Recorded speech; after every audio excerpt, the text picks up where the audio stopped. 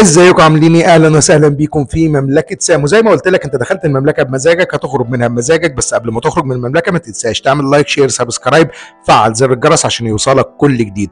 تعالى لي يا باشا اقول لك بلفه جلاش واحده تقدر تعمل احلى بيتزا من غير عجن ومن غير خبز ومن غير خميره والكلام الفاضي ده كله. احلى بيتزا هتعملها. بص يا باشا البيتزا شكلها عامل ازاي، بسم الله الله اكبر، جميله ومورقه، وبسم الله الله اكبر، مش مكبوسه ولا اي حاجه.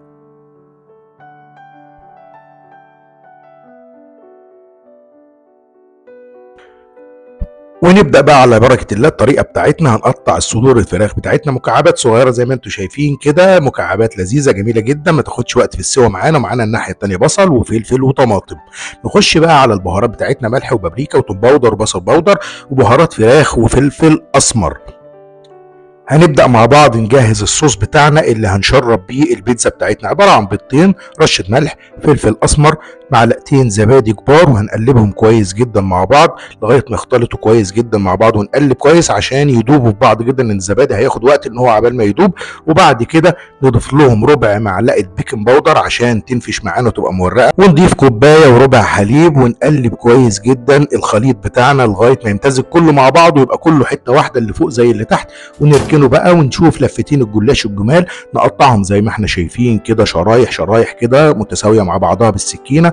نخلص اللفتين الجلاش نقطعهم، وبعد كده نحطهم في طبق كبير، نحاول نفرفطهم من بعض شويه كده، نفرق الشرايط من بعضها عشان ما تمسكش وتلبك في الصينيه بتاعتنا. وبعد كده نركنها على جنب ونستنى شويه، نحط الفراخ بتاعتنا على النار، على نار عاليه، ونسيبها تاخد تشويحه كده. وبعد كده ننزل عليها بالتوابل بتاعتنا بقى يا باشا اللي احنا حطيناها في الاول، ونسيبها مع نفسها كده، ونقلبها ونسيبها بقى على النار لغايه ما تدينا اللون الذهبي بتاعها الجميل. وبعد كده ننزل عليها في الاخر مع اخر تقليبه بالفلفل والطماطم والبصل، ونديها التقليبه بتاعتها. نسيبها على النار تاخد وتد مع بعضها. بصراحه الريحه قلبت البيت، الريحه تحفه بمعنى تحفه، وبدات الفراخ تاخد لون فعلا جميل جدا مع الاضافات اللي احنا حطيناها.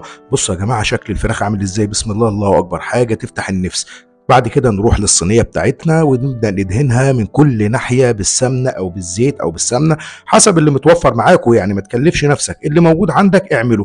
وهنبدا ندهن الصينيه كويس جدا من كل ناحيه عشان الفطيره او البيتزا بتاعتنا ما تلزقش. نرش رشه دقيق كده بسيطه، ونبدا ننزل بنص الكميه، ونبدا نفردها في الصينيه كده واحده واحده بايدينا كده، ونحاول ندوس عليها عشان خاطر تتساوى كلها وتبقى حته واحده، ما يبقاش فيه حته عاليه وحته واطيه. ونبدا نسويها مع بعض بايدك بقى، بمعلقه، باللي انت تحبه. انت في بيتك يا باشا اعمل اللي انت عايزه.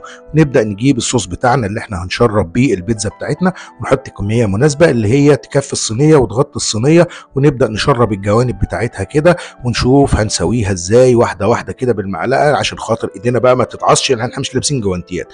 نجيب الحشو بتاعنا وننزل بيه، ونفرد الحشو بتاعنا في الصينيه. شايفين الحشو شكله جميل، والريحه اساسا لسه ما استوتش والريحه تحفه. نجيب نص الكميه التاني ونبدا نفرده في الصينيه بقى، ونشربه كده برضو بالباقي من اللي موجود من الصوص بتاعنا، ونبدا نفرده معانا واحده واحده كده برضو لغايه ما كل الصينيه تتشرب.